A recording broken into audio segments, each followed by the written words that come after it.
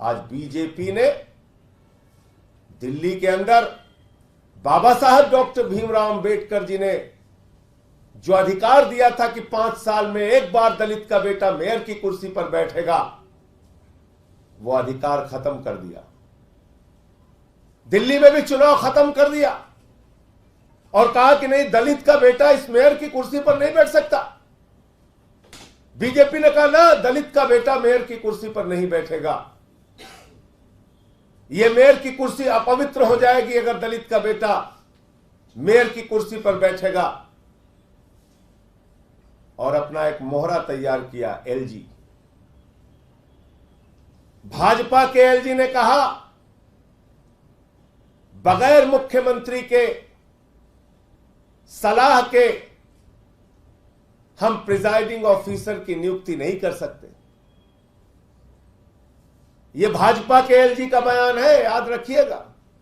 यह है वो पत्र जहां मुख्यमंत्री की सलाह के बगैर, ये पत्र आपको दे देंगे अभी, जहां मुख्यमंत्री की सलाह के बगैर सत्या शर्मा को नियुक्त किया गया प्रिजाइडिंग ऑफिसर मेयर के चुनाव में, बगैर मुख्यमंत्री के सलाह को माने हुए।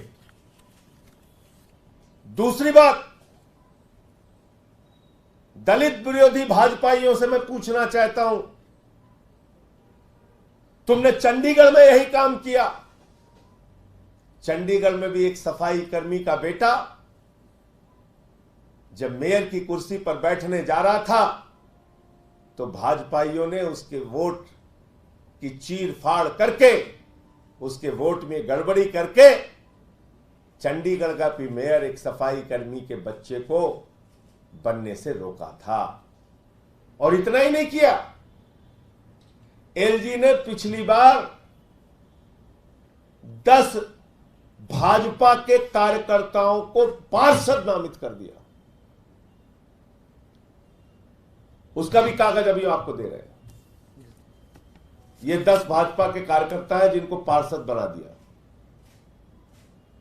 पूछो भाजपा के एलजी से कि मुख्यमंत्री ने जिन नामों को पार्षद नामित करने के लिए भेजा था, उसके खिलाफ जाकर भाजपा के एलजी ने 10 पार्षद बीजेपी कार्यकर्ताओं को बना दिए।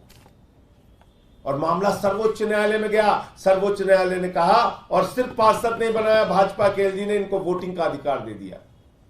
सर्वोच्च न्यायालय ने कहा नामित लोगों को वोटिंग का अधिकार नहीं है। भारतीय जनता पार्टी बाबा साहब डॉक्टर भीमराव अंबेडकर के द्वारा लिखे गए संविधान को खत्म करना चाहती है। भारतीय जनता पार्टी इस देश के अंदर दलितों, पिछड़ों, शोषितों, वंचितों के लिए, आदिवासियों के लिए संविधान में दिए गए आरक्षण को खत्म करना चाहती है। बाबा साहब डॉक्टर भीमराव अंबेडकर के संविधान के द्वारा चुनाव में दलितों को दिए गए आरक्षण को खत्म करना चाहती है।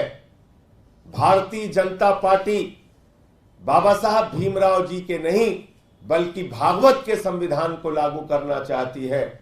और भारतीय जनता पार्टी संविधान खत्म करके, आरक्षण खत्म करके देश के अंदर चुनाव खत्म करना चाहती है।